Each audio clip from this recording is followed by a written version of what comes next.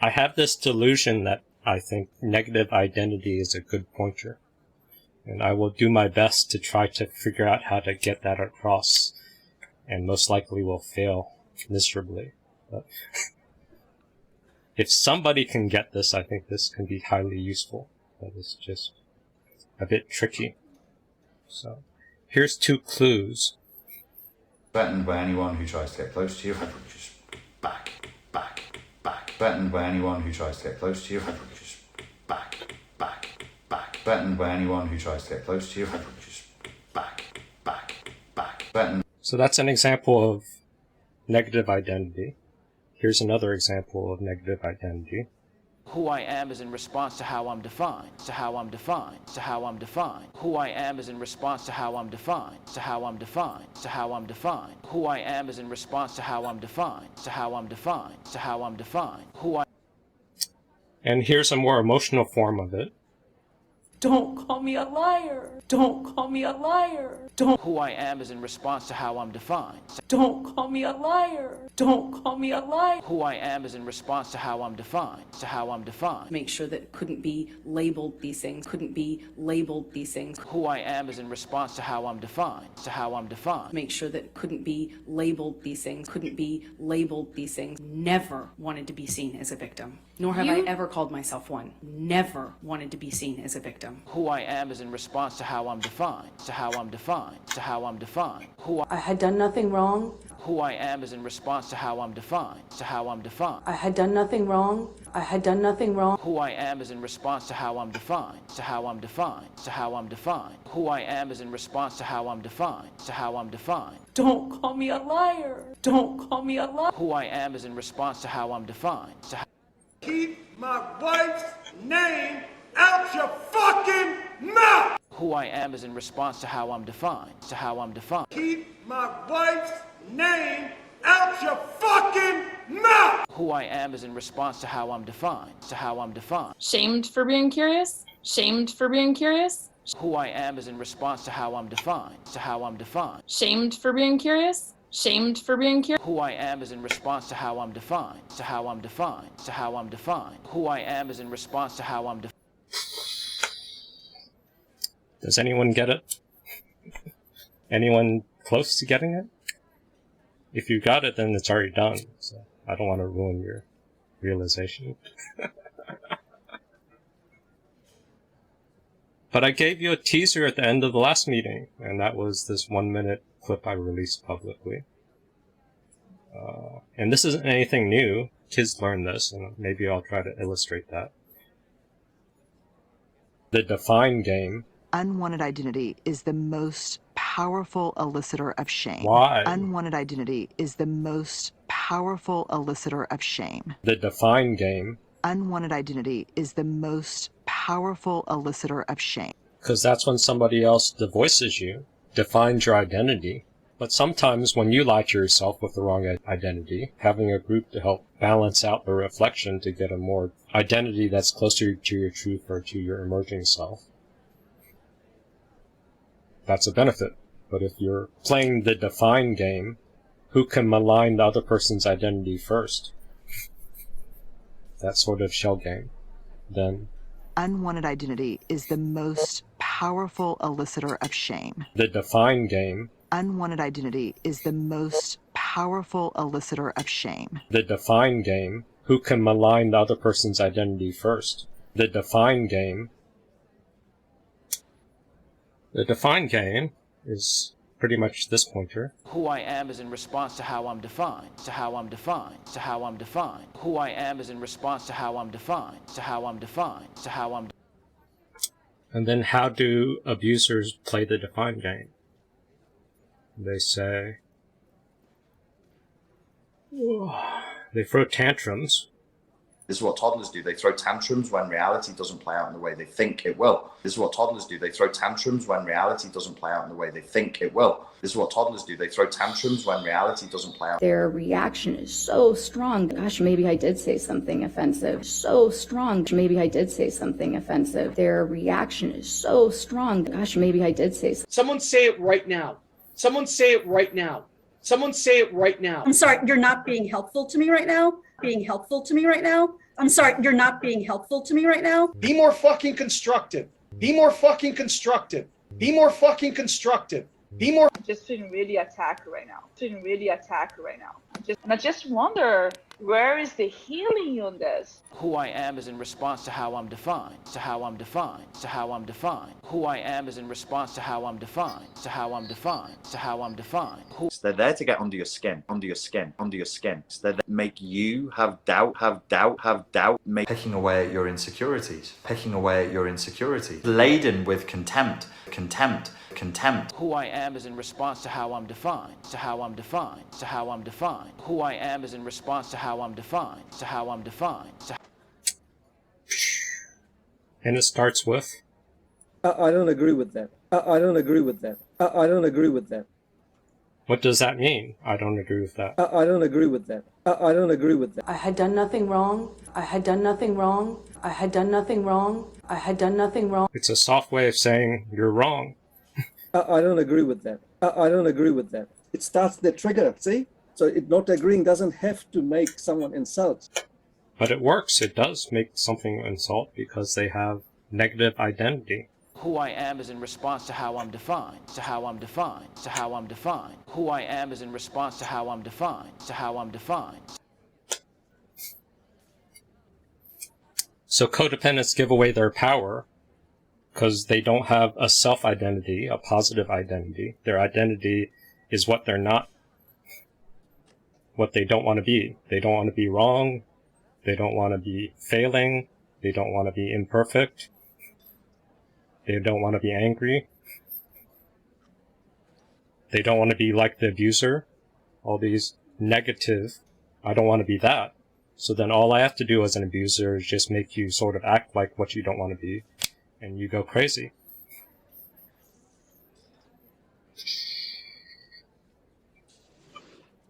Ugh, why am I opening with this? Here's an example of Brene Brown and Tim Ferriss and another guy, forgot his name, Dax Shepard. Dave, question? Jump in. No, I ended up hitting the wrong button. Sorry, guys. Oh. Welcome, Dave. I saw you popped in. Yeah. Hey, everybody. So this is a simple but very hard to spot teaching. So that's where that's why I'm trying the meme. Who I am is in response to how I'm defined, to how I'm defined. Threatened by anyone who tries to get close to you, just back. Threatened by anyone who tries to get close to you. This is a little more subtle, but threatened by anyone who tries to get close to you, just back. If you're worried about getting triggered again, if you're worried about feeling safe all the time, then that's your priority. So anytime you see something that makes you potentially get triggered, you're going to say, get back, or you freak out. You start falling apart because your fixation is never again will I get triggered. Never again will I feel hopeless, helpless. Never again, whatever, will I feel grief. So then you're always playing defense, but your defense against unknown, anything that can trigger you. That's a nightmare of a life because that's not going towards anything. You're just always worried about getting attacked somewhere. It's very confusing. Also, the mindset is that if I'm an abuser, if I'm a narcissist, all I have to do is trigger your negative identity. Make you wrong, and then you freak out. Their goal is not to get a point across. You want to prove yourself to the abuser because you have a negative identity. You must say, look, I've beaten the negative identity, so you're going to focus on that. They're just going to try to get you to slip up anywhere. I think the worst I've ever felt about myself is when I'm winning an argument and know I'm lying.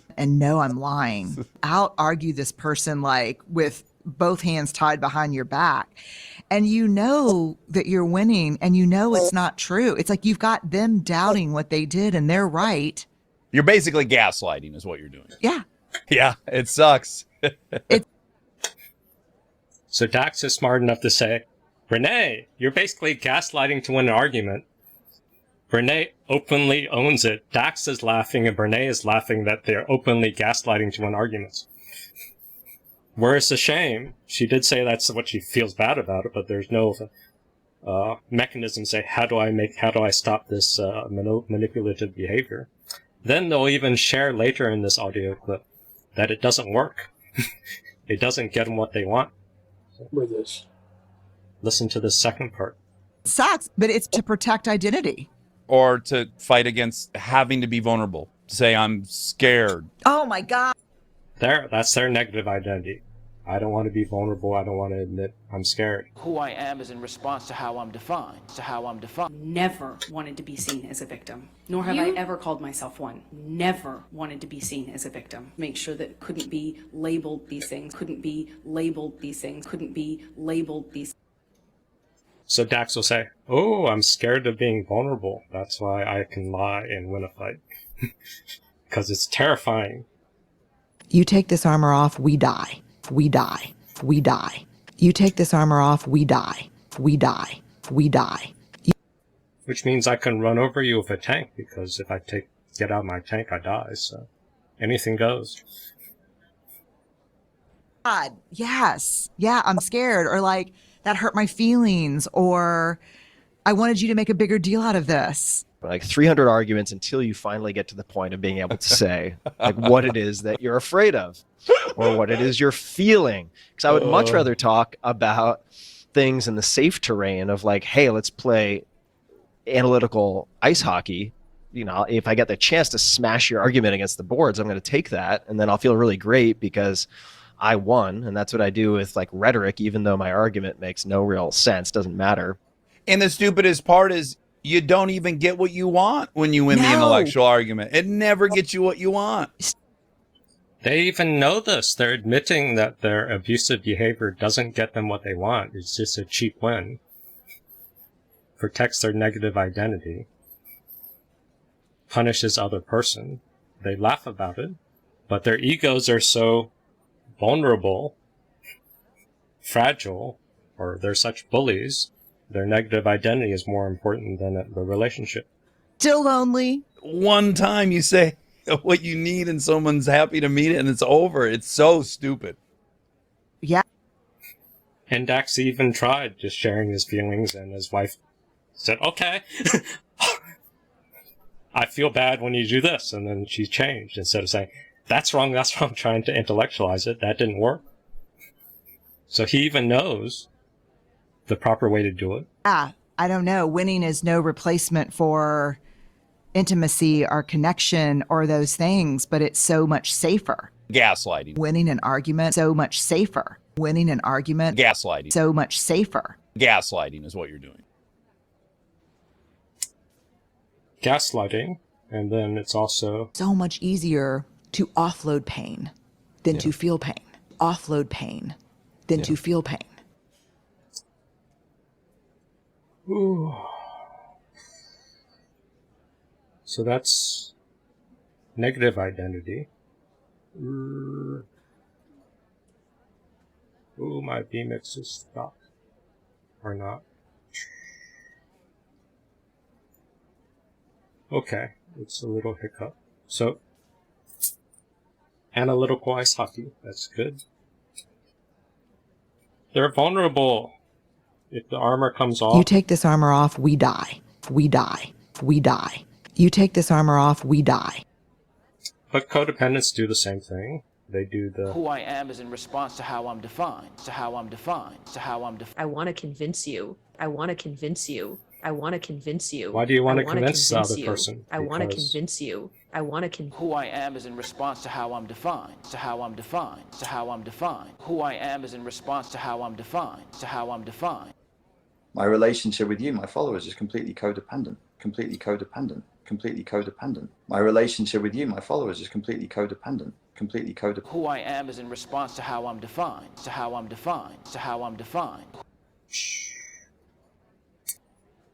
So this is from Ben Taylor and Lee Hammock's recent Wednesday Night Live. I thought it was a good link if I can find it. Prepared too much material. So this is how they argue. So this is a mindset of their goal when they're arguing, when they're playing the defined game, when they're playing negative identity. And then I'll see if I can link that to something. I don't know if I can talk my way out of any. I would try. You know, if all else fails, block. Exactly. Like if the truth is being exposed, then just block. You know, if all else fails, block. Then just block. That's their hit and run. So if you get a narcissist close to being facing with truth, they shut down, they run, they cry, they change the topic, they silent treatment stonewall you. But before they do that, they're assholes and they do this style of arguing. Think of it this way: if a narcissist can't beat you in an argument, if they can't prove that their point is right, then the next step is typically let me like devalue and demean you so that you don't think that you have a leg to stand on, even if you're talking about the truth. Let me find like one sliver of what you're saying that's false. You know, you say like you dropped the kids off at 5 o'clock and you're like, actually it was like 4:58. So yeah, you're ridiculous and I'm just going to ignore you. Like they'll find anything they can to disprove your entire argument, even though it logically doesn't make sense. It puts you on the defense. And it takes up so much of your time trying to like, no, like I did it at this time or whatever it might be. They'll do so much different things like that to distract you so that they can win the argument just by default. It's almost like, you know, getting to any petty point, any petty point, any petty point, any petty. Trying to throw you off the point. They'll keep trying to shift it. Make you have doubt. So you start to break state in order to understand what I'm saying. Picking away at your insecurities.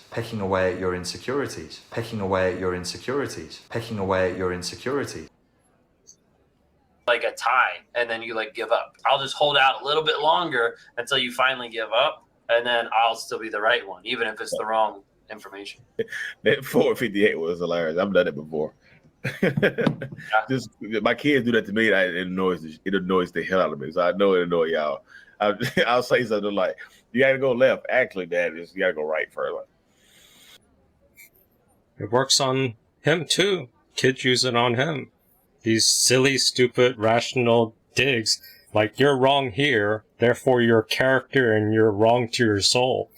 This false equivalency of playing the right and wrong moral judgment game. The defined game. The negative identity. If I'm wrong here, then I'm totally wrong everywhere. That sort of logic loop. That's just the argument. Yeah, so I know how to noise. Let me find like one sliver of what you're saying that's false. One sliver, false. One sliver that's false, and then that's negative identity. And then you're absolutely wrong, or you're wrong here. And just because I'm wrong over here 150% more, your 1% is equal to my 99% wrongness.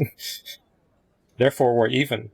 And I'll just keep poking at your one thing until you forget the bigger thing. And if you stay on point, then I'll just shut down and leave. But they can just press it, push the button, press it, push the button, press the button, press it, push the button, press the button, press it, push the button, press the button, press it, push the button, press the button, press it, push the button, press the button. I'm just whining. Press it, push the button, press the button, press it, push the button, press the button, press it, push. Guys, I'm asking a question. Press it, push the button, press the button, press it, push the button, press the button. I'm sorry, you guys are reading into stuff.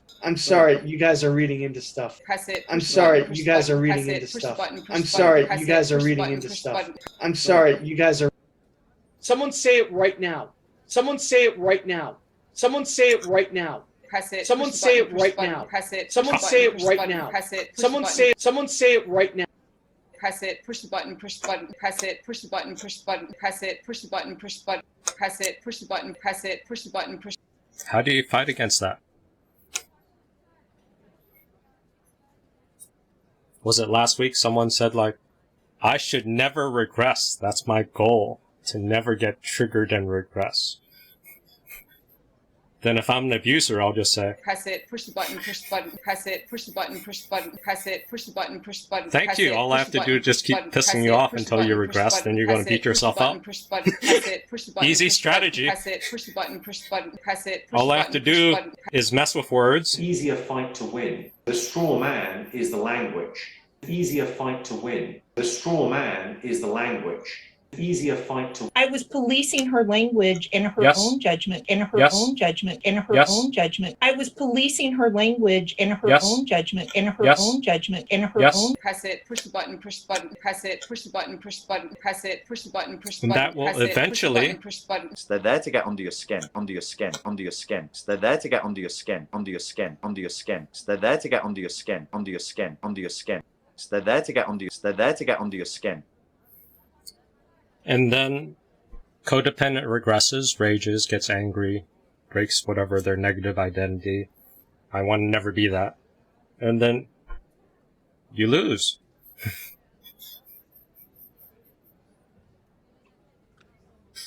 Because you have a negative identity. Who I am is in response to how I'm defined, to how I'm defined, to how I'm defined. Who I am is in response to how I'm defined, to how I'm defined, to how I'm defined.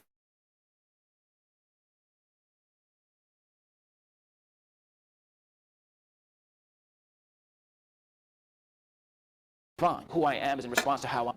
So if you're holding a standard for yourself that's too high, that's high, and the other person's playing by different rules, they're insincere.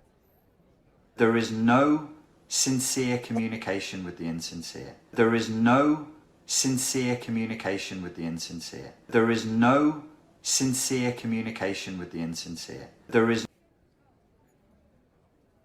You play the sincere game and they're playing the insincere game. They can lie, they can gaslight, they can make false logical equivalencies of picking apart one minor semantical nuance. They don't even need to do that. They can just say they hear you wrong. That's a straw man. That's essentially a straw man on YouTube. You distort the message of other person, then you get outrage. Then if the other person follows and tries to correct the straw man, they just find another straw man. Because the goal is not to fight sincere, the goal is to get you to reactive abuse. The goal is to get you to have a reaction and then you beat yourself up. That's sort of... If I can trigger you, I can control you. That's why narcissists work so hard to learn what makes you happy and learn what makes you sad and learn what makes you confused as well. And that's also why narcissists like to play little games. Like I made a little subtle change in this video so far that you might not even notice, but now you're going to go back and look because I know it's going to affect your brain now. It's all one big game of control, for real, for real. Like literally everything is to try to get control of you some way, shape or form, to control your emotional state. Because if I can control your emotional state, I can control pretty much everything about you. That's why I'm always saying, take your power back, get control of your life, get control of your situations. Because if a narcissist cannot trigger you, they cannot control you. They'll become frustrated with you. They might actually discard you and leave you because you're no longer fun to them. Or you're too strong for them because they can't control your emotions.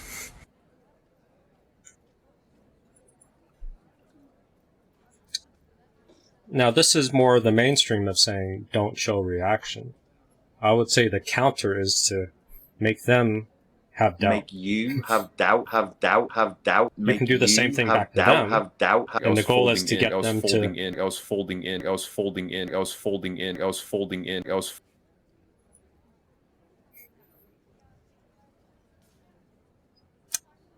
Because if your goal is to never have a reaction, then all I have to do... Push the button, press it, push the button, press it, push the button, press it, push the button, press it, push the button, press it, push the button, press it, push the button, And the more nonsensical, stupid word salad insults I throw at you, the more frustrated you'll get. That's judgment. That's judgment. That's judgment. That's judgment. I'll just say, that's judgment. That's judgment. That's a label. How dare you use a label? You used a label on me. I am hurt forever. Labels are bad. You can't say that either. You can't say that either. You can't say that either. You can't say that either. You can't say that. Press it, push the button, press it, push the button, press it. You can't say that either. You can't say that either. You can't say that either. Press it, push the button, press it, push the button, press it. This is what toddlers do. They throw tantrums when reality doesn't play out in the way they think it will. This is what toddlers do. They throw tantrums when reality doesn't play out in the way they think it will. This is what toddlers do. They throw tantrums when reality doesn't play out in the way they think it will. This is what toddlers do. They throw tantrums when... And if you have a negative identity that says, I will never regress. Who I am is in response to how I'm defined, to how I'm defined, to how I'm defined. Then you'll just get stuck. I couldn't take it anymore. I couldn't take it anymore. What else could I do? What else could I do? What else could I do? I should have never, I should have never, disappointed in myself, disappointed in my... Who I am is in response to how I'm defined, to how I'm defined, to how I should have never, I should have never.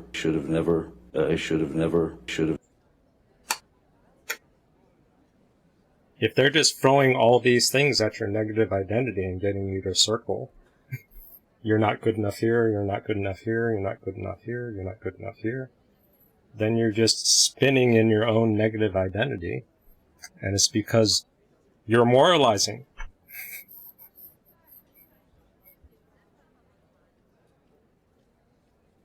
That's a slave mentality. You were beaten up in this fight. You're still resentful about that fight. So now you're going to morally judge their behavior as all bad, and it's bad for you and everybody else in the world. But that means you can't get angry. You can't get sadistic. You can't enjoy pain. You can't scream. You can't do all kinds of shit. And they're going to just keep poking until you break your own rule. And then they say, I've won. I've triggered you. I can control you. It's easy formula.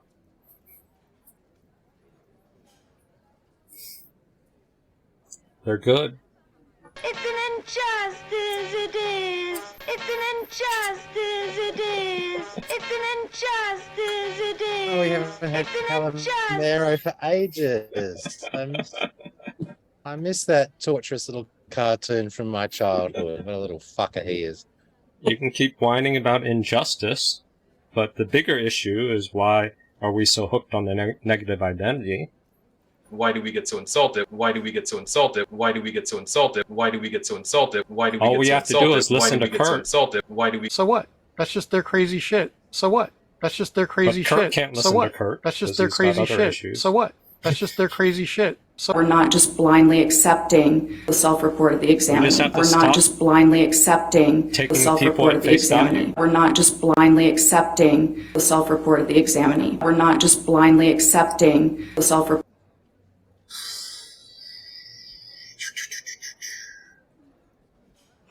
So negative identity,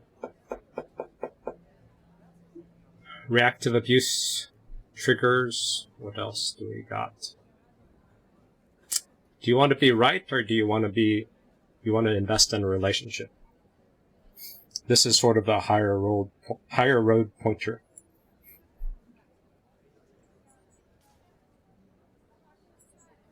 We can never not be in relationships. It is toilet paper, not relationships, that are disposable.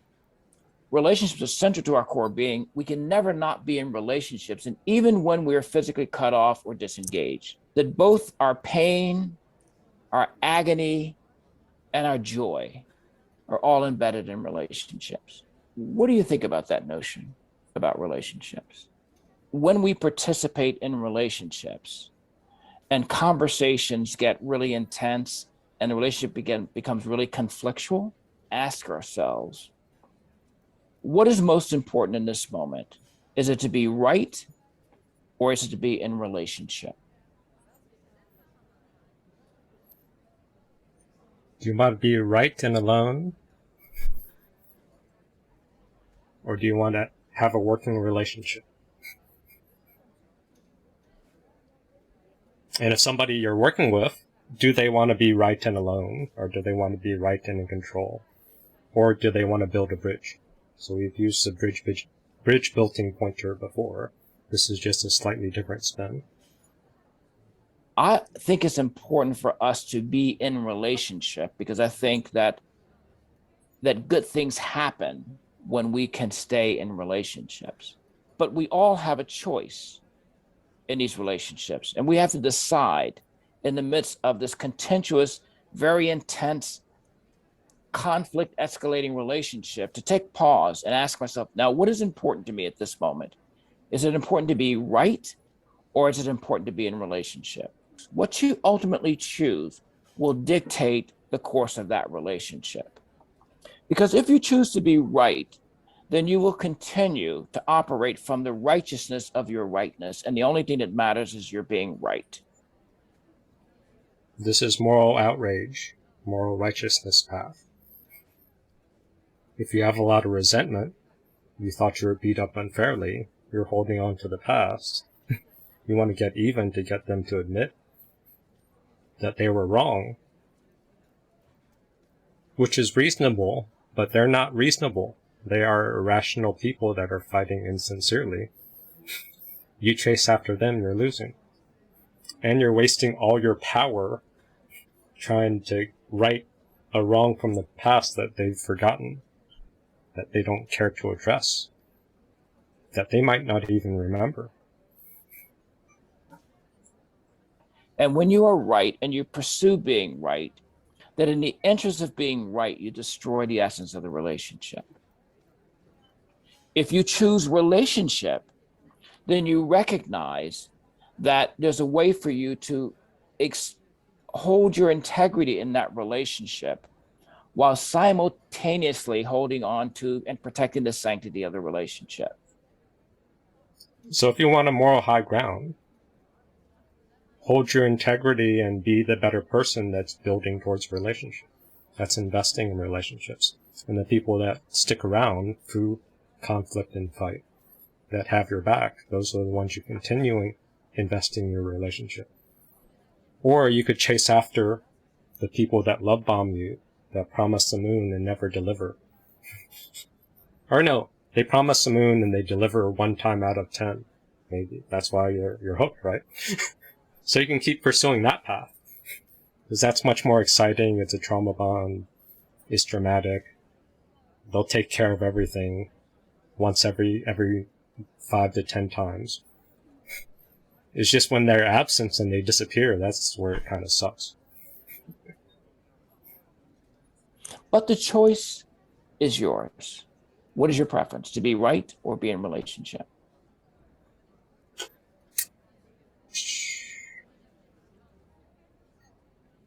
So if you have a negative identity, that's like perfection. If I'm perfect, then I'm never wrong and I'll be never shamed. Then that'll get you into a trap, because the narcissist also doesn't like being wrong.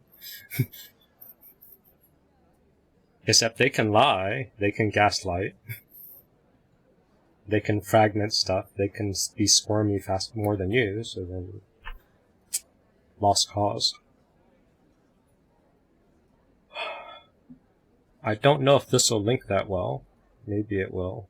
But I think it's about right and wrong, so we'll see if it's a good transition. What about teaching children how to think? That's something that I really had to learn on my own. Mm-hmm. And I think it's one of the most valuable things that I ever learned. But as I got older, I always thought, why didn't I learn this in school? In the 1980s, there was a huge emphasis on teaching critical thinking.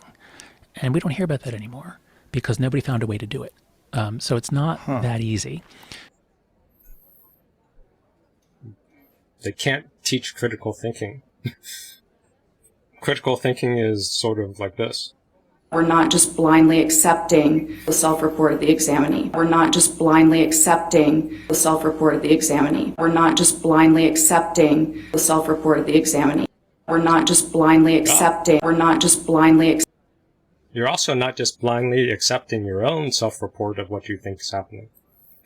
Critical thinking is using your criticism to evaluate everything, your thoughts, other people's thoughts, to sort through that, to figure out what makes sense, what's more true. If you just believe what you think, that could just be a gaslighted memory, some flashback, and you'll believe it because memory is very iffy. And if you love bombing, you'll believe the love bombing because that feels better. Being wooed and being told you're perfect, that feels good. So if you like accepting self-reports, you're going to have a tougher time with learning critical thinking. We're all designed for confirmation bias. We're all really good at confirming what we already believe. And so it's very hard to train anyone to disconfirm their own hypotheses. Very hard to train anyone to disconfirm their own hypotheses.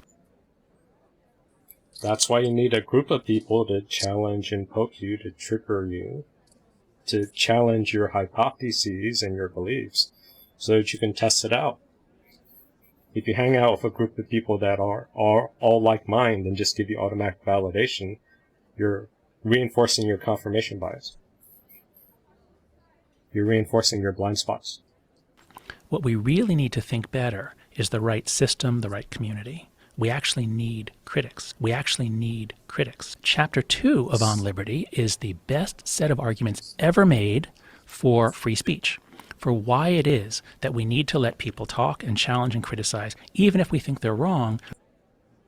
But if they don't talk and challenge in a way that's predictable, that for my comfort level, or at the same within my emotional intensity level, then I will morally judge them harshly, because free speech is not free speech, because there's always an exception based on my negative identity. Who I am is in response to how I'm defined, to how I'm defined, to how I'm defined. Or my dismissiveness. Threatened by anyone who tries to get close to you, I will just back. Threatened Don't by anyone flood who me. tries to get close to you, I will just back. We get smarter from having to rebut them, whereas if we shut them down, if we have blasphemy laws, we get dumber. Yeah. Shutting down people. Shut me down. You talk, get your space and time, but you won't honor mine. You won't honor mine. Shut me down. You won't honor mine. Shut me down. You talk, get your space and time, but you won't honor mine. You won't honor mine. But shutting down is so nice. I'm trying to have a conversation. I'm trying to have a conversation. I'm trying to have a conversation. I was policing her language in her Yes. own judgment, in her Yes. own judgment, in her Yes. own judgment. I was policing her language. So if we shut people down, then we weaken our ability for critical thinking. To rebut them, whereas if we shut them down, if we have blasphemy laws, we get dumber because Yes. we never actually face tests of what we believe. Whereas if we shut them down, we get dumber. The dynamics of what happens when we shame people.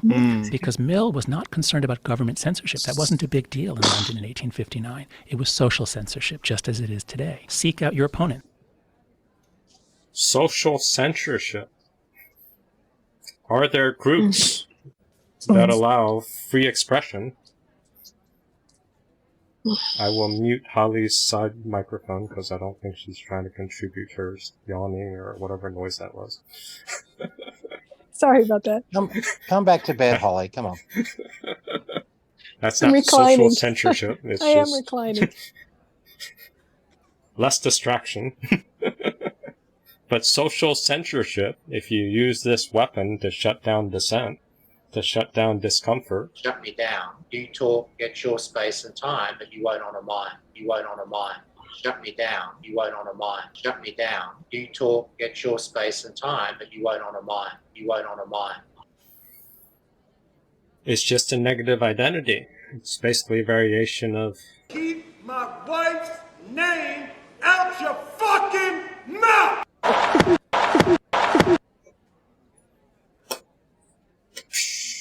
or Don't call me a liar. Don't call me a liar. I had done nothing wrong. I had done nothing wrong. Make sure that couldn't be labeled these things. Couldn't be labeled these things. You can't interrupt me. You just have to let me emotionally vent. Me emotionally vent. You can't interrupt me. You just have to let me emotionally vent. Me emotionally vent. You can't interrupt me. You just have to let me emotionally vent. Me emotionally vent. You can't interrupt me. You just have to let me emotionally vent. Me emotionally vent. You can't interrupt. You can't interrupt me. You just monologuing. That's too much shutting down. Let's try to lighten the energy. That's your problem. That's your problem. That's your... It's not my concern. It's not my concern. It's not my... What? That's just their crazy shit. So what? That's just their crazy shit. So what? That's just their crazy shit. So what? That's just their... Okay, back to Jonathan Haidt. Seek out your critics. Seek out the people who can do for you what you can't do for yourself, which is challenge your ideas. Challenge your ideas. Concerned with the future of discourse and humans developing the ability to really flesh out ideas and work their way through them, which only happens through real free speech. Mm-hmm. Giving people the ability to express themselves and then deciding whether or not you agree with that and why you disagree or agree, and then speaking your mind, and then everybody works it out together. Mm-hmm. This is not necessarily the trend that we're seeing today. No, that's right. Speaking your mind, and then everybody works it out together. Mm-hmm. So speaking your mind and everything working, everybody talks it out, to slowly work it out together, or building this muscle of collaboration. Since we're at Jonathan Haidt, here's another nice pointer. I think the phase change was when we were connected to each other in ways that play on aspects of our psychology that are generally antisocial and that inhibited both our ability to connect to people authentically and our ability to find truth collectively. I think we're worse at both of those, and that helps explain why the more connected a generation is, the more depressed it is. Gen Z is the most connected generation, they're the most depressed generation, because it's not real connection. Ability to connect to people authentically and our ability to find truth collectively. Humility, grace, forgiveness, and these are virtues that have just been completely drained away from modern society. What I see happening is unmoored moralism, trying to change institutions without understanding them. So this is highfalutin jargon language for shutting down people and using moral outrage to shut down anybody else who attacks your negative identity. Anybody else who gets close enough to you to threaten your... Who I am is in response to how I'm defined, to how I'm defined, to how I'm defined. Because who I am is in threatened by anyone who tries to get close to you, just back. Threatened by anyone who tries to get close to you, just back. Threatened by anyone who tries to get close to you, just back. So you moralize and then you try to change the rules of the world. Pretty much the same script of the social justice warriors.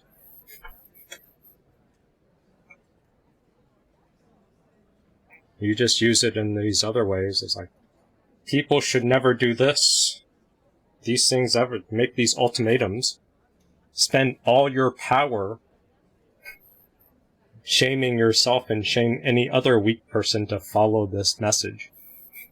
And it does nothing to protect you against abusers, because the abusers will totally ignore the rules because they fight unfairly. They have no interest in being sincere because... There is no sincere communication with the insincere. There is no sincere communication with the insincere. There is no sincere communication with the insincere. And they have stronger negative identities, like... Never wanted to be seen as a victim, nor have I ever called myself one. Never wanted to be seen as a victim, nor have I ever called myself. Don't call me a liar. Don't call me a liar. Don't call me a liar. And this one's really good for if you're a gaslighter or you want to lie. All you do is say this every other time. Don't say this isn't real. Don't say this isn't real. Don't say this isn't real. Don't say this isn't real. So if you're in a good psychosis and you want to drag someone else into your psychotic dream, make sure you tell them, don't say this isn't real. Don't say this isn't real. Don't say this isn't real. Don't say this isn't real. Or you can do it a lighter version. I'm sorry, you're not being helpful to me right now. Being helpful to me right now. I'm sorry, you're not being helpful to me right now. Being helpful to me right now. I'm sorry, you're not. What else does he say in here? And I'm beginning to think that social activism may on net be a negative thing to the extent that now it is governed more by the social dynamics of social media and self-presentation than by any real study of a problem and an attempt to come up with something that would work. There is no real study of the problem because we shut down dissent. We don't allow conflicting opinions out. There's no studying. It's just who's on your tribe, who's in your groupthink versus the opposite groupthink, and everybody in the groupthink, those answers are already decided. Or it's like, I have the answers, let me go find a problem to fix. So I have a system, a worldview. I will impose it on something. That's what I'm interested in. You know, that's blindness, isn't it? I mean, blindness. What do you mean? They're blind to what they're blind about? Unmoored moralism, trying to change institutions without understanding them, ability to connect to people authentically, and our ability to find truth collectively. That's what we need in a group, and this is what social media is not helping. To change institutions without understanding them, ability to connect to people authentically. Connecting authentically, that's not going to work if you're an avoidant dismissive who has this thing. Threatened by anyone who tries to get close to you, I would just back. Threatened by anyone who tries to get close to you, I would just back. Threatened by... There's no authentic connection. And our ability to find truth collectively. Finding truth collectively, because on our own, in our own silos, we have giant blind spots. And for codependents, often they're blind to power. So you aren't going to see your power by yourself, and the narcissist is going to make sure you don't see your power. And if you're around a bunch of safe spaces that are enabling, everyone's just gonna whine about how powerless you feel, which is more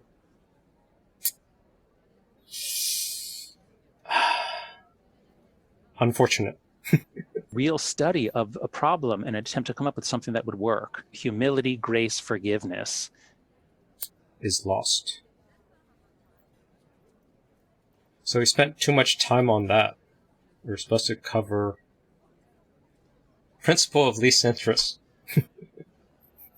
That's sort of part of negative identity, maybe. This is easy and hard, but let's throw it out here and see. Principle of least interest, party with the least interest in a relationship will always have the greatest power. And it's difficult to repair a relationship when this principle of least interest is in operation. Now, this usually is something a dynamic that comes into play around affairs and couple relationships. Because you have the person who's been cheated on, theoretically, interest could increase exponentially because of the threat of loss of relationship.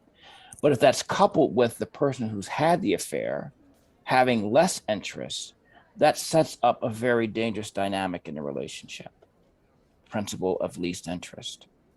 Party with the least interest in a relationship will always have the greatest power.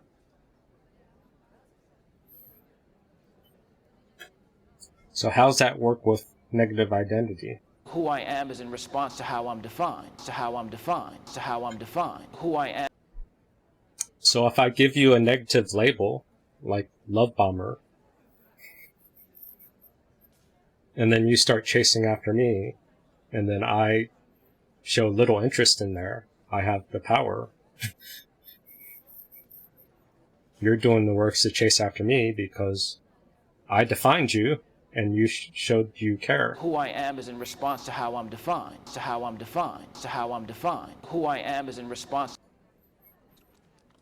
And then codependents chase after negative labels, judgments, name-calling, and then they say, I want to convince you. I want to convince you. I want to convince you. I want to convince you. I want to convince you. I want to convince you. I want to convince you. But this is how codependents are giving up their power. Why is the principle of least interest a great example of how codependents give up their power? Because you're trying to prove yourself. Your behaviors are showing that you're trying to win the approval of a narcissist who has a pattern of insincere behavior over time. And all they have to do is just not listen to you, and you keep chasing. You can make the most perfect argument, shake them up and down and finally get them, and they'll just change topics. You wasted all your time chasing the person with least interest, and all they have to do is just continue ignoring you, continue monologuing to you, while you just keep... I want to convince you. I want to convince you. I want to convince you. I want to convince you. I want to convince you. I want to convince you. Why are you trying to prove to yourself to somebody who is actively trying to elicit emotional damage on you? Trying to get under your skin, trying to mess with you, trying to... Pecking away at your insecurities, pecking away at your insecurity. You are absolutely guilty, absolutely guilty, absolutely guilty. You are absolutely guilty, absolutely guilty. They want you for what they want you for and nothing else. They be what I want you to be. Be what I want you to be. Be what I want you to be. This is what be what I want you to be. Be what I want you to be. Be what I want you to be. Be what I want you to be. Be. So this is another example of principle of least interest. I might have played it last week. I waited for him to say the essay was a disaster, the product of an ignorant mind, that it had overreached, drawn too many conclusions from too little material.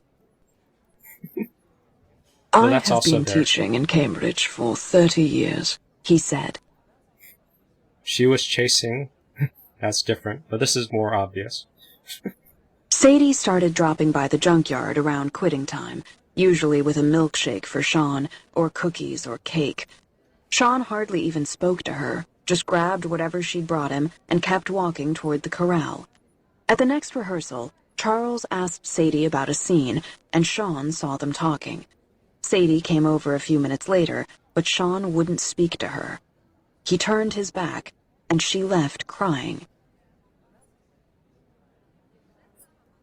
So you have to throw bait to get people to chase, and then once they chase, you give them cold shoulder, silent treatment, neg hits. So it's not only principle of least interest, you have to do somewhat work to get people chasing. So you can attack their negative identity. You can insult them with something, and then you want to get an insult back and you start chasing. And when you start chasing too much, you're losing the principle of least interest battle. By the next rehearsal, a few days later, Sean seemed to have forgotten it. Sadie approached him warily, but he smiled at her, and a few minutes later they were talking and laughing. Sean asked her to cross the street and buy him a Snickers at the dime store. She seemed pleased that he would ask, and hurried out the door. But when she returned a few minutes later and gave him the bar, he said, "What is this shit? I asked for a Milky Way." "You didn't," she said. "You said Snickers." "I want a Milky Way." Sadie left again and fetched the Milky Way. She handed it to him with a nervous laugh, and Sean said, "Where's my Snickers? What, you forgot again?" "You didn't want it," she said, her eyes shining like glass. "I gave it to Charles." "Go get it." "I'll buy you another." "I want that one." There's his real motive, to embarrass her. But she's chasing, she wants the approval. "Get it, or don't come back." A tear slid down Sadie's cheek, smearing her mascara. She paused for a moment to wipe it away and pull up her smile. Then she walked over to Charles and, laughing as if it were nothing, asked if she could have the Snickers. He reached into his pocket and pulled it out, then watched her walk back to Sean. Sadie placed the Snickers in his palm like a peace offering and waited, staring at the carpet. Sean pulled her onto his lap and ate the bar in 3 bites. "You have lovely eyes," he said. "Just like a fish." Sean found out Sadie's class schedule and memorized it.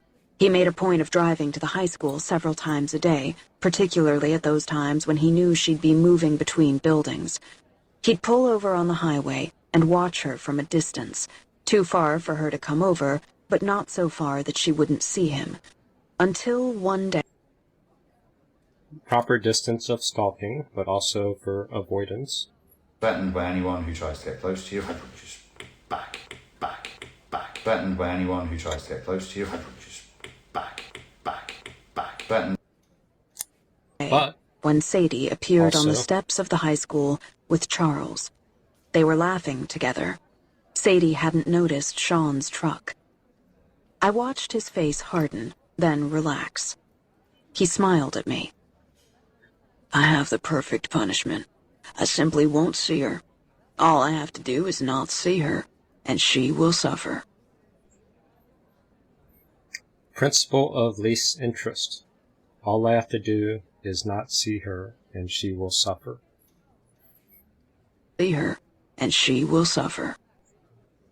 Why does this work? Because you have a negative identity. Your negative identity is you need someone to validate you. You need someone to see you as a good person. You need someone to see you doing the perfectionist work, people-pleasing stuff. Without that, you're a void.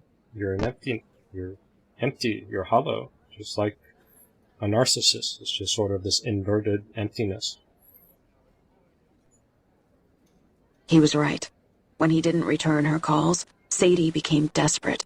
She told the boys at school not to walk with her, for fear Sean would see, and when Sean said he disliked one of her friends, she stopped seeing them. Sadie came to our house every day after school, and I watched the Snickers incident play out over and over, in different forms, with different objects. Sean would ask for a glass of water. When Sadie brought it, he'd want ice. When she brought that, he'd ask for milk, then water again. Ice, no ice, then juice. This could go on for 30 minutes before, in a final test, he would ask for something we didn't have. Then Sadie would drive to town to buy it. Vanilla ice cream, fries, a burrito, only to have him demand something else the moment she got back. All I have to do is not see her, and she will suffer.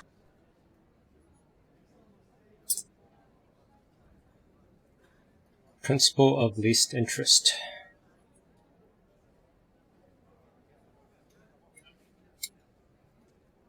$8:44. No more time.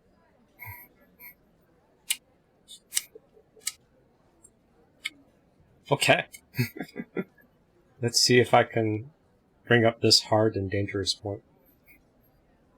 Has anyone heard the mantra like, there's no excuse for abuse? There's never a reason to hit a woman. These unilateral statements that sound good in theory, but they're erasing humanity. Why are they erasing humanity? Because they're shutting down understanding. They're shutting down context. It's also fueling people that are good at reactive abuse. So if you have some rule, no excuse for this, all I have to do is get you to break that rule, and then bam, all the spotlight is on you for breaking the rule. And you've lost. How will I illustrate this? This is the Bill Burr magic answer, maybe. Though it might piss off some people because he's sort of abrasive, but I think he makes a very good point here. Due to time, we're going to try to shove this through and see what happens. We'll start with this no excuse for abuse sort of mindset, and then his critique is on there's no reason to hit a woman. I think that's sort of where he goes. So, be warned. Trigger warning. There you go. That's the official thing. Trigger warning. If you have issues, cover your ears, close your eyes, or something. For the 9 millionth time this year, they're talking about domestic violence. Just in case, you didn't get the memo. It's not okay to slam your wife's head into the cupboard drawers because she didn't dry the can opener off properly. It's gonna fucking rust, right? How do you not know not to do that shit? Do they really have to keep talking about it? It's like wife beaters watching. Oh, fuck! Ah! Now I get it. Upset daisy, sweetheart. Here we go. There you go. Oh. So at the end of the hour, they come to the logical conclusion. They're like, there is no reason to hit a woman. There is no reason to hit a woman. And I was just like, really? I could give you like 17 right off the top of my head. You could wake me from a drunken stupor, I could still give you like 9. Dude, there's plenty of reasons to hit a woman. You just don't do it. But to sit there and suggest that there's no reason. Dude, the level of ego behind that statement. What are you, levitating above the rest of us? You're never annoying? Women, how many times have you thought about slapping your fucking guy in the head this week? There you go. Every day. You didn't do it, right? When you say there's no reason, that kills any sort of examination as to how two people ended up at that place. If you say there's no reason, you cut out the build-up, you're just left with the act. Once you do no excuse, you shut down conversation. Shut me down. You talk, get your space and time, but you won't honor mine. You won't honor mine. Shut me down. You won't honor mine. Shut me down. So people will use that rule against you, or they'll hide behind the rule.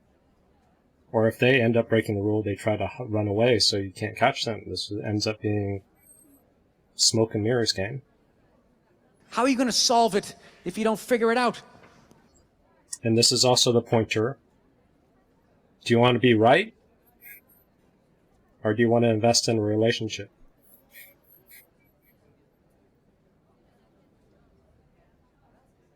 Do you want to just no contact and leave every relationship when you're not right? Well, good luck trying that. After you burn all your relationships, then what do you got? If I get bit by a rattlesnake, wouldn't you guys have some questions? Right? How did it happen? Did you not see it? Were you fucking with it? How did this snake get so mad it almost killed you? Firemen put out a fire, they don't just drive away afterwards, they sift through the debris. How did it start? Here's an oily rag, right? Okay, I realize that there's some animal guys out there, okay? Horrible guys, you know, have a rough day at the factory, come home, tuna casserole, and just start swinging, all right? I'm not trying to say that those people don't exist. I realize they exist, they should be buried underneath the prison, okay? So if I can admit that, ladies, can you at least admit that every ass kicking doesn't just fall out of the fucking sky?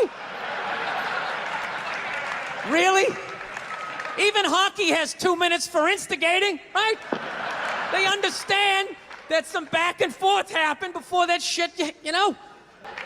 You know what it is? Is every case is handled like that Rihanna one, where they just say, the guy's a piece of shit, fuck this guy, blah, blah, blah, send him to jail, and then they never ask anything about that. You know, I'm not saying he should have done it, but I'm just saying. Dude, in your heart of hearts, what do you think was going down before that happened? You think she was just sitting there going, oh my God, Baskin Robbins, you want to get some ice cream? And he fucking...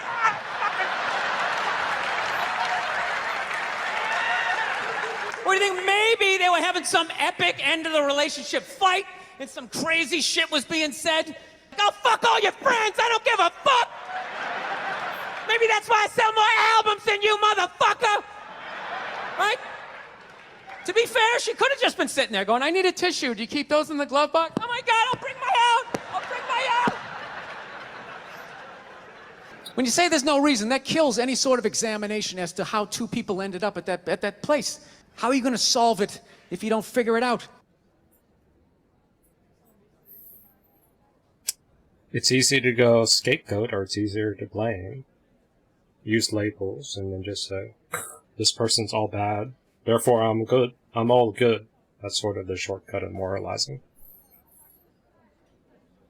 It reinforces your cognitive bias, and then you can dump judgment on the person that does some bad. So it creates this righteousness. Yeah, it's a righteousness shortcut. And then a narcissist would use it with reactive abuse.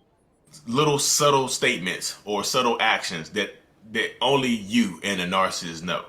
And a narcissist will use those dog whistles, those inside triggers, to trigger you in front of people a lot of times. Because let's just say the word dogs can be used to trigger you. So we be in a big crowd, and people are just like, yeah, you know, I wish we could have a dog at the house. I love dogs, but you know, and look at you, like, you like, You know I don't like dogs. Ah! You flame on. You know what I mean? Dog whistling. So I blow this whistle. I blow this trigger. Only you know. It's like an inside joke between us, but it's used to hurt you. You know what I mean? It's used to get you to react out of character. Hey guys, look. You see what I deal with? You see why I treat her the way I treat her? Because you see how she acts in public? I can't take her anywhere. Look at how she acts. Dog whistle.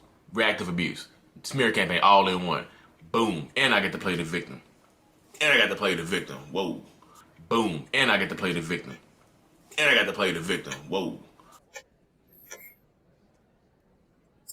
So these rules are ultimatums to try to stop abuse, end up being used for reactive abuse, smear campaigns, and used against the utopian conflict-averse people. Because you're trying to erase your humanity. That's the issue. You're trying to become better than God. You're trying to be more perfect than human. You're trying to do no contact, staying calm, all this stuff under stress, and that's not human. Nothing wrong with the ideal to work towards that. But if you're taking a shortcut to just let me make a harsh rule, yell at myself, force myself into that, that's a negative identity. Who I am is in response to how I'm defined, to how I'm defined, to how I'm defined. Who I am is in response to how I'm defined, to how I'm defined, to how I'm defined. You have to learn how to define yourself positively. But dang, I don't have time to cover that.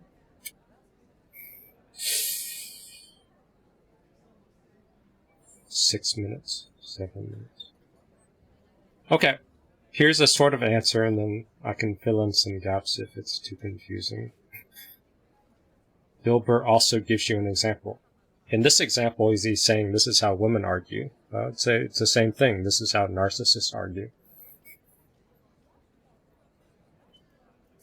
I never knew how women argued, but after 20 years of losing every significant battle, this is how they argue. 20 years of failure, his wisdom comes out for you. And this will work against narcissists. This will work against other people in this room who are giving you shutdown injunctions or trying to exile you. It's the same exact tactic. It's so easy from the abuser side, but it's so hard not to fall for it from the recipient side. As far as I can tell, all right? If they're right, they argue the point. And they stay on point and make sure you stay on point until you're down on your knees, apologizing, begging for forgiveness. So if you have a strong argument, that's where I say, what are we talking about? What are we talking about? What are we talking about? What are we talking about? What's the point of what you're doing right now? What's the point of what you're doing right now? What's the point of what you're doing right now? But you're fighting against somebody who has... Trying to throw you off the point. Trying to throw you off the point. They'll keep trying to shift it. They'll keep trying to shift it. They're trying to throw you off the point.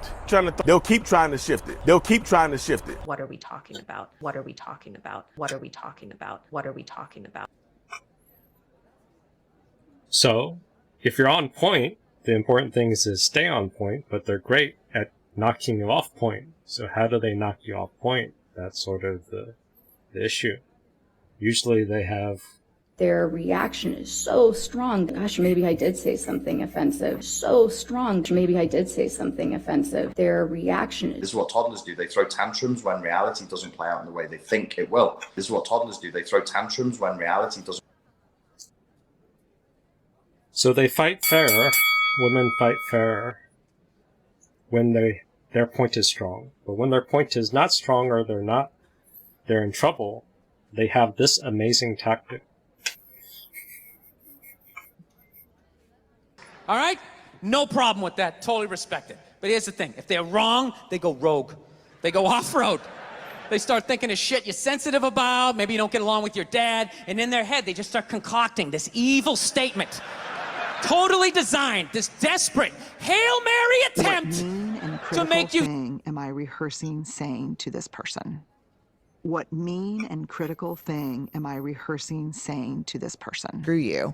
Bring it. You think you can best me? What Screw you. mean Screw and you. critical thing am I rehearsing saying to this person?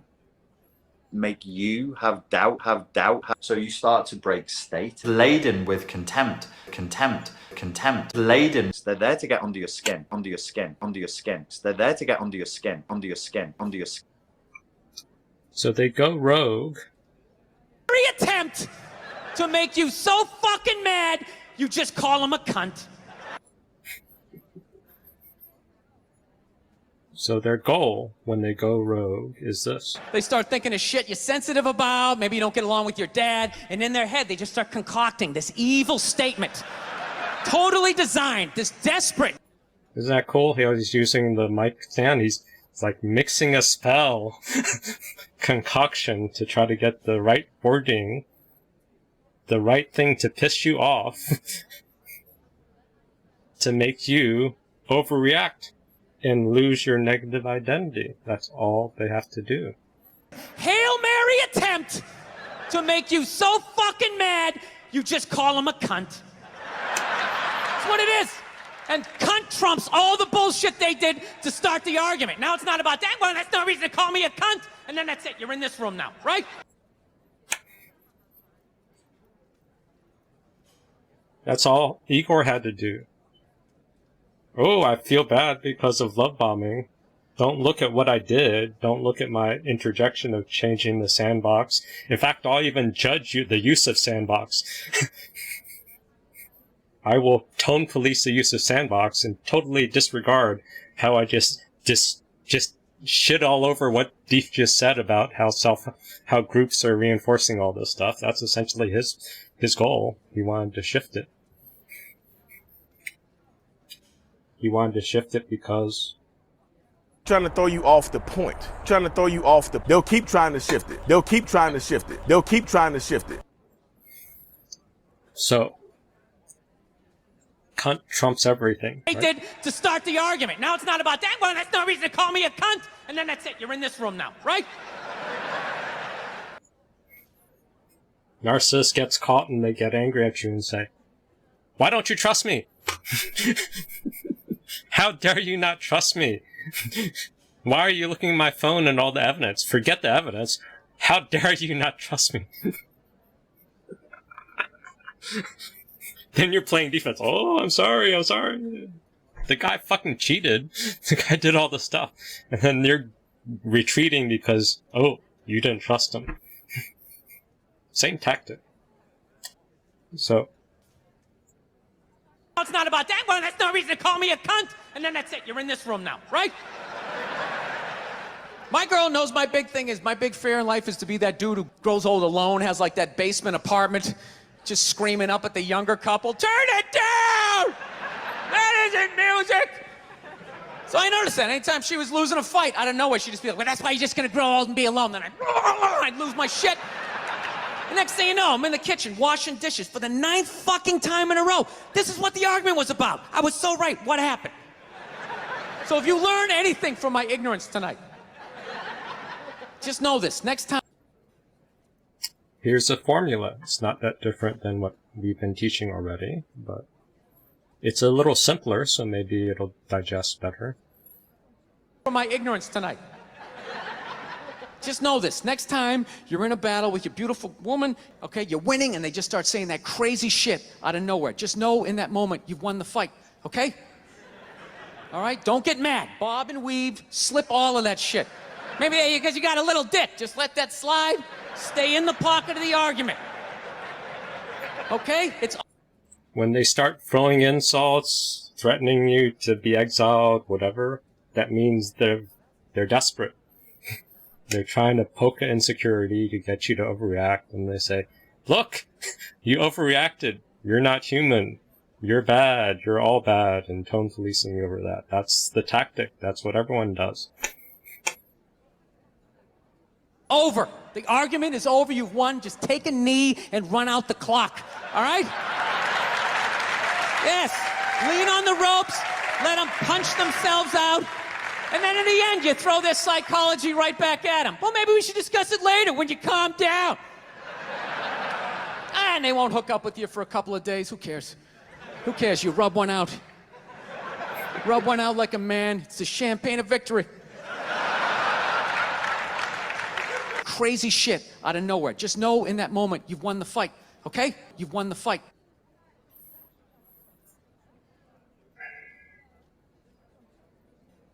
So if they get desperate, that means you've won the fight. But if you react to that,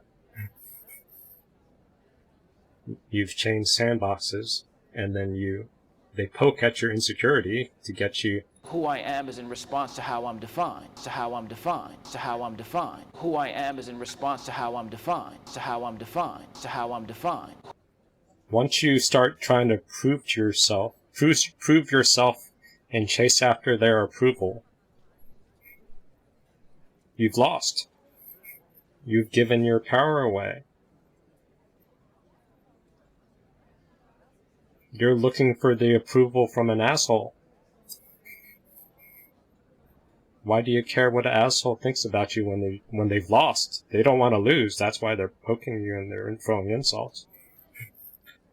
They're not really trying to help you, are they? They're trying to protect themselves. They're desperate. So the more you can not react and watch their buttons, you can now learn their weak spots so you can stab them in the eye, or in the throat, or the heart. I don't know. Wherever you want to.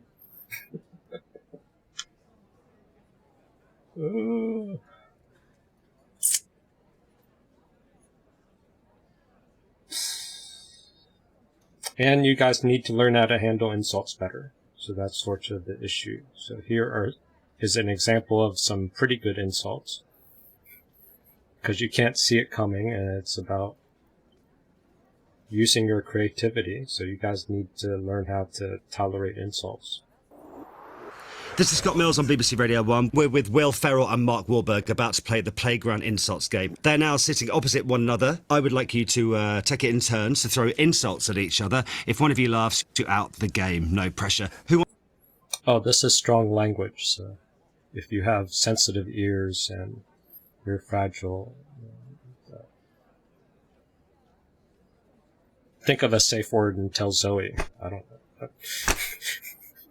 Wants to start? Does anyone have a decent insult knocking around their head?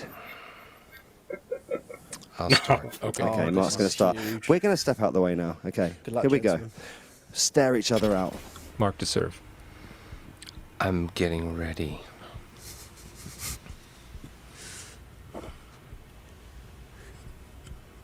You're not a nice person. Ooh.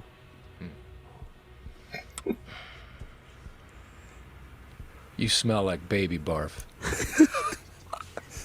Your hair looks like a Brillo pad that I want to scrub my sack with. You wish you could scrub your sack with my Brillo head if you had a sack. You sackless bitch. Can I say that? You already did. On the line. Twerp. Twerp?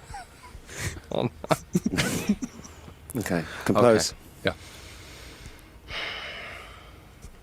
You're a wonderfully looking human being. He's been sarcastic. No.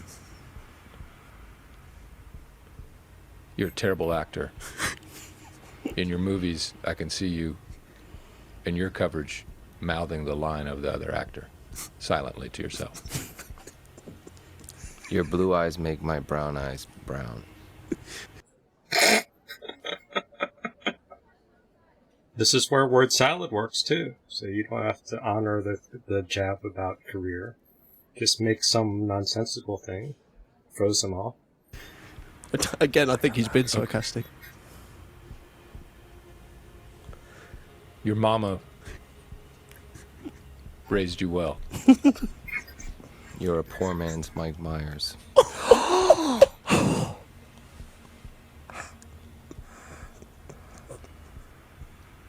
Your last movie really was underwhelming.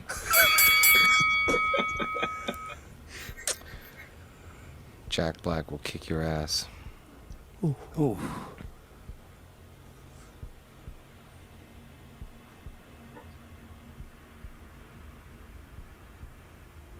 You got a great ass for a guy from Boston.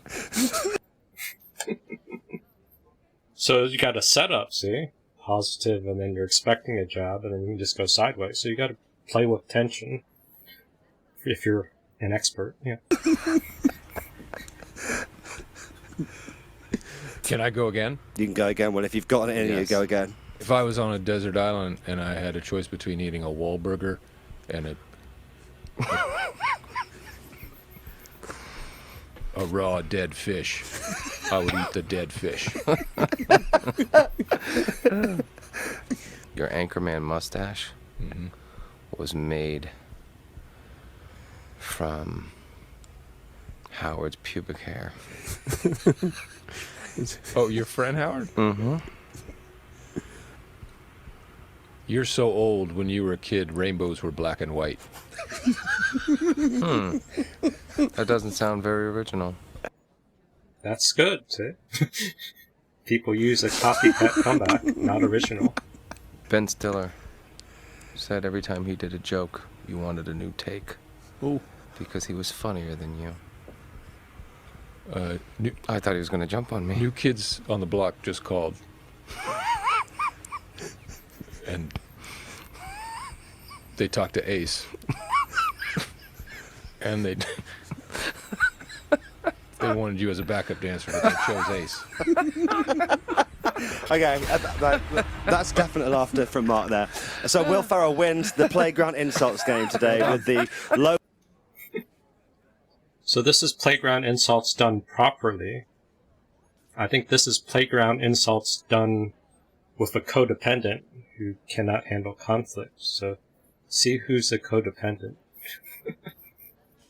Hello, I'm Scott Mills from BBC Radio 1. At each other, the atmosphere is very... Remember, the insults leave the room when you do. All you've got to do is make each other laugh, and the game ends when one of you loses it or someone delivers a killer insult. Oh, gosh. It's really hard. We've done this quite a few times now, but I'm thinking this is the biggest movie of the year. Yeah. So let's make this the biggest playground insults that we've ever done. Yeah, thanks. Well, they say it's beauty's on the inside, and inside you is just awful.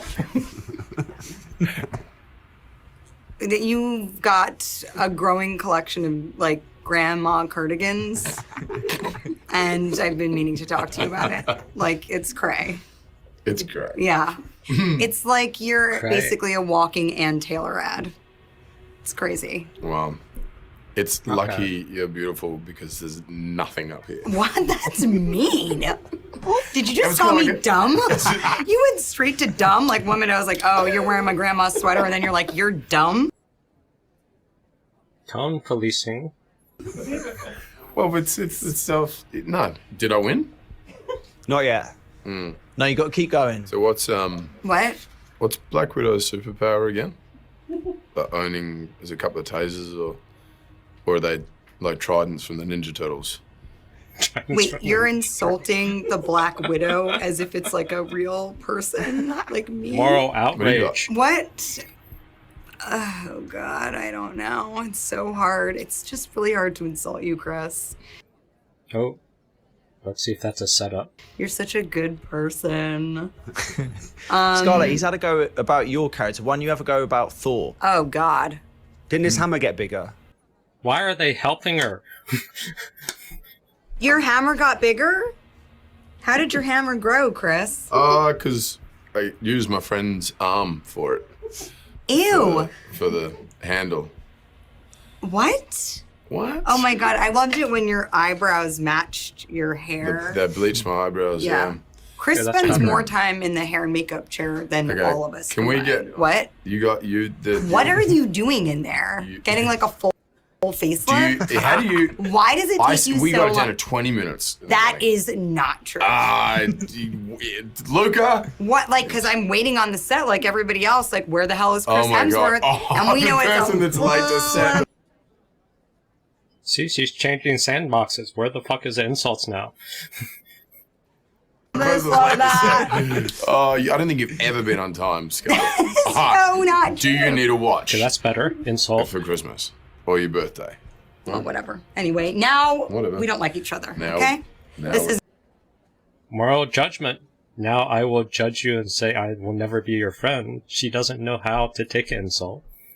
She doesn't know how to give insult. She only knows social sanctions, you see. How does she look? Does she look socially acceptable as an adult, or does she look like a whiny bitch? Gone beyond insults. Now we're just airing out all of our problems on radio. You guys aren't recording, eh? Definitely are recording, yes. Keep going. You know what? We should just therapize. Forget the insult thing. Yeah. Let's just talk about like Talk what's about really you. going on. Well, What's wrong? I know nothing. I just, you know, I have a problem with conflict. I'm going to say it. I hate confrontation, and I'm Yeah. here to talk about that. She's happy moralizing and pulling all these social sanctions for someone who hates conflict. Yeah, I Let's hate talk it as about well. my issues. Yeah. When you went to the beach the other week and you Uh-huh. had that beach umbrella, did you know that it would eventually turn into the pants you'd be wearing today? Have I mentioned how ugly you are? Because everybody's talking about it. Yeah. Do you even know how to spell your name? Because no one else does. That cut deep. Whining. Was that like an N's and S's thing? It's because I don't know how to spell. Don't you?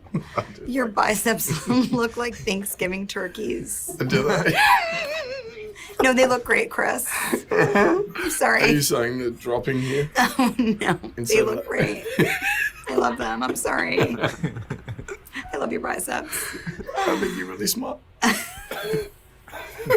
I don't like your sweater, but I love your biceps. Sorry. Well, I think we're done. Chris Hemsworth, Scarlett Johansson, legends. Thank you for Playground Insults. Are we the worst? Are we the worst players? It's been the politest game ever. We're I sort of love it Two for kind it. people that only talk shit behind each other's backs. Thanks for. So that was an example of bad insulting and codependence. And you're so focused at avoiding negative feelings, then you're not building relationships. You can't take a joke, you can't share a joke. You're just fragile with Who I am is in response to how I'm defined, to how I'm defined, to how I'm defined. Who I am is in response. how dare you make fun of my pants? Threatened by anyone who tries to get close to you, I will just back. Threatened by anyone who tries to get close to you, I will just back. Threatened by anyone who tries to get close to you, threatened by anyone who tries to... Oh. Oh.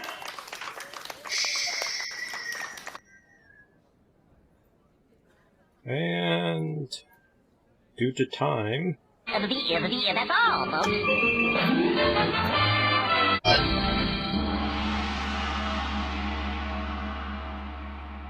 Just feeling really attacked right now. Feeling really attacked right now. I'm really worked up really right now. My nervous system is really. I just wonder, really, where is the healing in this? right now. I'm just feeling really attacked. I just wonder, where is the healing in this? Ooh. And I just wonder, where is the healing in this? And I just wonder. Is this supposed to be healing? Is this supposed to be healing? Is this supposed to be healing? What would be Is this healing? supposed to be Just to healing? myself, Is this supposed to be healing? what would Is be this healing? supposed to be healing? Is this supposed to be healing? Is this supposed to be healing? Is this supposed to be healing? Is this supposed to be healing? No, this is just entertainment. Pure entertainment. That's all you get. We look for all the mistakes made in the last couple meetings, and we just make fun of people in front of their backs after the fact, the mistakes they've made.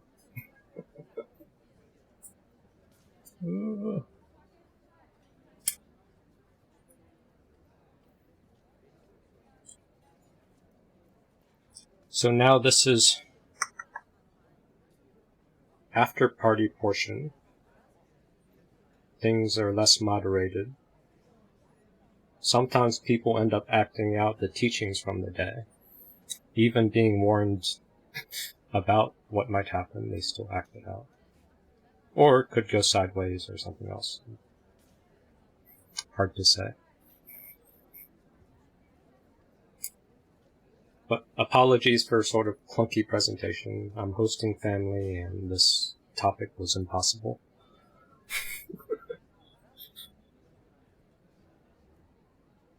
Because mental health makes it too damn complicated. And it reinforces negative identity. It reinforces yelling at yourself. It reinforces rules will save you. More rules, more never again, more coping tools, all this stuff somehow is going to lead you to healing. More boundaries. That's just so tiring.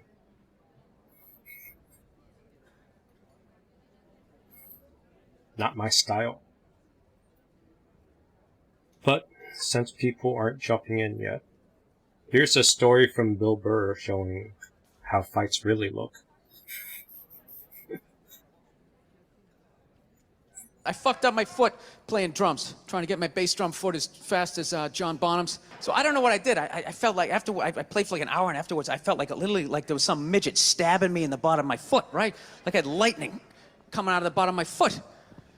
So I did the typical guy thing. I'm like, I'm not going to the hospital. I'll sleep it off. Be fine, right? Next morning I wake up, my foot's even worse, and I got to walk my crazy dog. So I'm like, I can't do it. My foot's killing me. So I wake up my girl, go, sweetheart, can you do me a favor? Can you do me a favor? Can you walk the dog for me? Can you just take the shift? You know, I'll do your afternoon shift. Can you just do me this solid? Can you do this for me? And she's just like, oh. You know, I had a late night last night. I'm tired. I have a big day. And I just go, fuck it. She goes, what do you mean, fuck it? It's like, why can't you just say no? Why do you always gotta like waterboard me with like a 20-minute explanation that eventually winds its way around to go, fuck yourself? Just say no. So I'm just limping out of the room. Whatever, go back to bed. You got a big day, right? So now I'm like limping down the street. I got like Tourette's, fucking goddamn bullshit. Dog's walking next to me.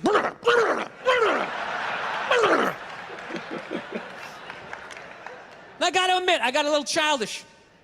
I did. I got a little childish, you know? I was just thinking about my relationship. I'm like, this is the relationship I'm in? You just gonna do whatever the hell you wanna do, all right? And fuck me? Fine, I'm gonna do whatever the hell I wanna do. I feel like listening to my iPod on full blast, walking around the house. That's what I'm gonna do. So that's what I did. Turned it all the way up, and my whole plan was just to walk by her like I didn't even know her. That was it. She came down the hall, I just ghosted her. Just walked right past her. Principle of least interest. Ghosting, we know it works. It gets underneath people's skin.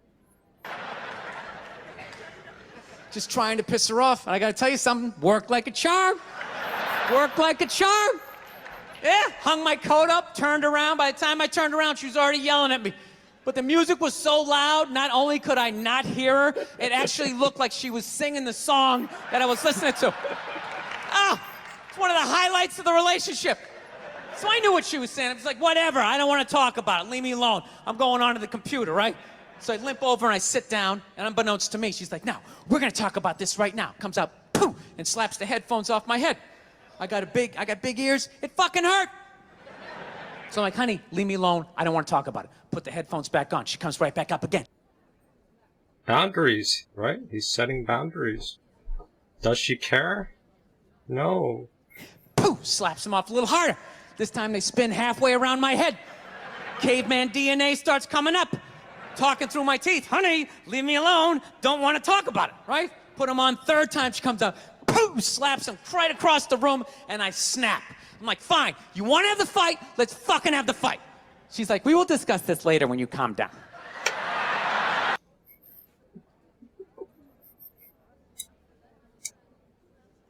It's winning the fight. It's getting that last word in.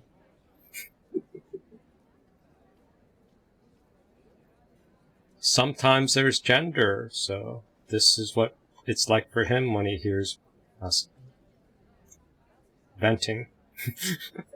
Then the bra-burning generation came in, right? Now you gotta sit there and listen to their stories all the time. Oh, it's the worst. You know what's the worst is when they're telling you a story and you want to listen, but just what they're talking about, you can't even retain it. So I was supposed to go out to lunch with Jennifer. I'm all ready to do that. I show up, she's there with Susan. She knows I hate Susan. I look like shit. Susan's been going to the gym. I mean, at that point, your head is like a newborn baby. You're trying to hold it up. You know? You can't. Even if you're trying to pay attention, you can't. Then you just start staring at their mouth after a while. Like, I can't believe it keeps coming out. This is fucking unbelievable.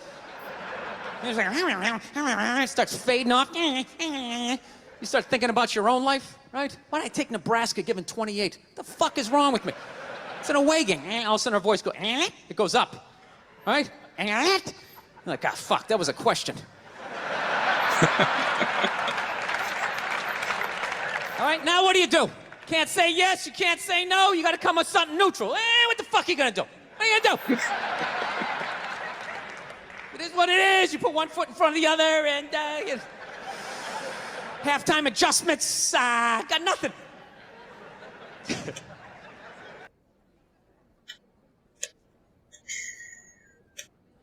Oh, you want to see another playground insult with a codependent? Another bad one? This is really sad. Or maybe. This is more obvious who's a codependent. I think it is. Insults personally. You've worked together a few times. Insult, the better. I think today... Stick out so much. I could use them as antennas. Oh, the ears. Connect to the Wi-Fi in my mom's house back in Australia. If I wanted to. Or... Talk about my mom. I can't do this with Margo. Come on. Try your best. About my mom. Okay. She's gonna watch this. See, this is the problem, because we know too much about we know each way other. Too much. Or you could use your Finding Dory pins on your sweater to contact your mom through underwater telepathic waves. That's how we do it in Australia. Yeah. It's so hard. That's good. So hard. It was You good. just want to say something inappropriate about my mom. I know you do. I know that's what you Talk want about to your do. mother so bad. So Will Smith is building up that he has this insult. Wait till it comes. It's so nothing.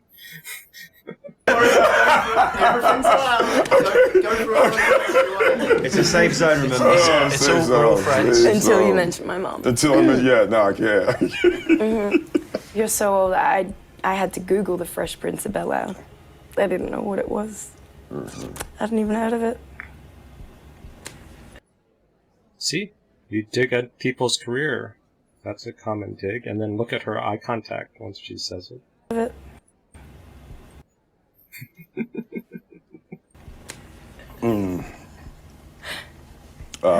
I just can't do this with Margo. You were the worst looking cast member in I Am Legend. Yeah, it was me, zombies, and You a and dog. zombies and a dog. And a dog. And I was the worst looking. All right. You were the worst looking. Okay. The only reason that you're saying that is because you know I slept with your mother. That's what he had in his back pocket. And watch how she responds. Yeah, well, she didn't even bother to call you back. She thought your nickname was Big Willie, but turns out she felt so misled by that nickname. I almost like your outfit today as much as I like your outfit in the Getting Jiggy With It video. The Egyptian part, When probably. you dressed Yeah. as a pharaoh. As a pharaoh. For no apparent reason. Yeah. In that video. You look like a less hot version of Obama. You're like Obama, but not as hot. I don't think he's got any more, Scott. No, You but we should stop are, it here normally. But Margot is on an absolute have- roll, so let's keep going. The face of a 20-year-old, but the hearing of a 90-year-old. Should I say that again, but louder? Did you get that, Will? Margot Robbie is definitely the winner of Playground Insults today. You got me on my heels a little bit. That's how we do it. You just caught me, you caught me on my heels. Yeah, I was ready for... Yeah, no, it's all right. I'll get you in private. Will's too nice. Yeah, he's too nice. He doesn't know how to be mean. We found someone too nice for the game. I just had my next one for you too. I'm so annoyed. She had another one coming. See? That's a codependent. Can't even insult when the rules say you can. He's so crippled. We need to wake up the fight in codependence. We need to channel some Jennifer Lawrence, maybe. Oh no. We parked the plane. The plane has stopped. Oh my God. The thing is at the door. We are all ready to leave. We are standing. All of the dings have gone off. We are waiting. Why won't you just open the goddamn door? Look at her reaction to her younger self.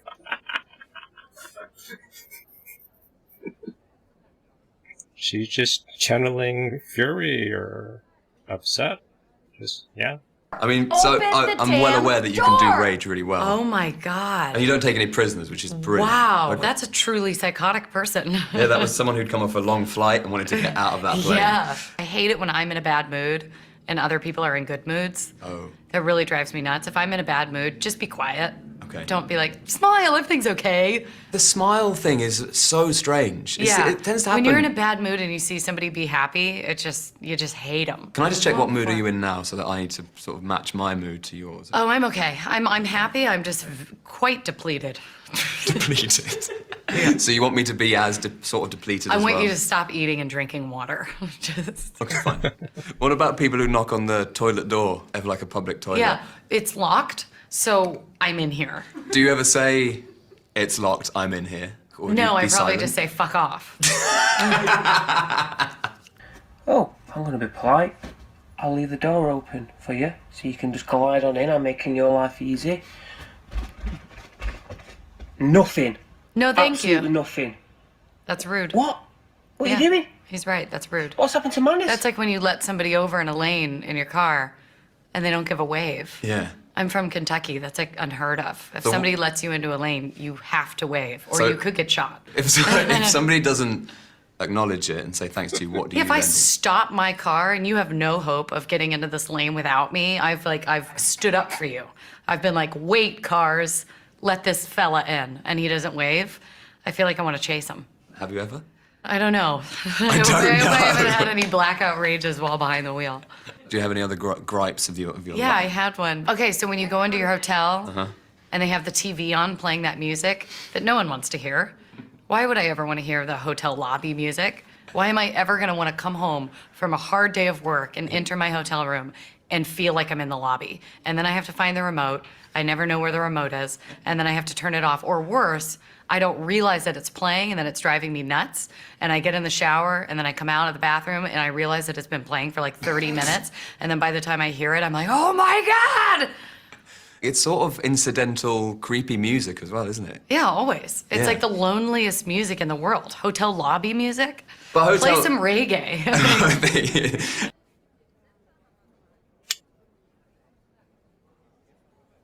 And here's some basic tips for insults from kids. So maybe this can be useful. Oh, where'd it go? Different one.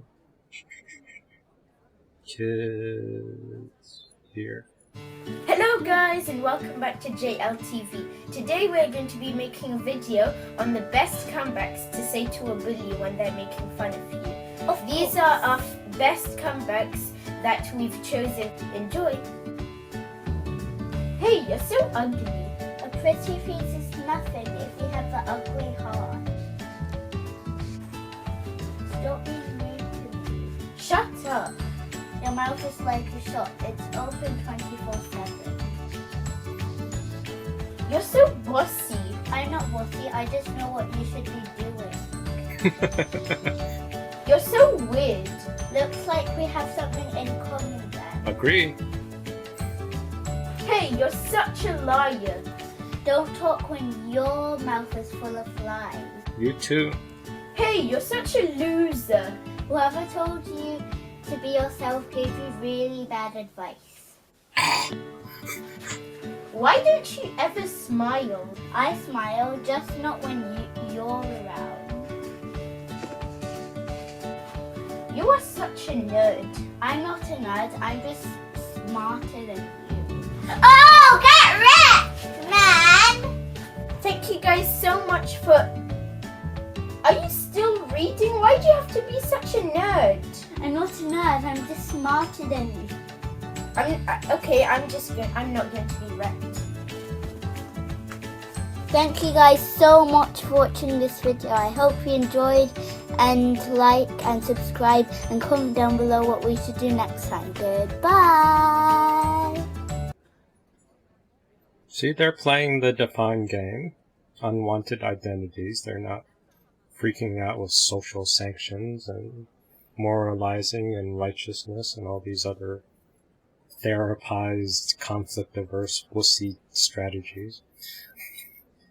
What fun is that? And it doesn't work. That's the other issue. It doesn't work for narcissists and abusers.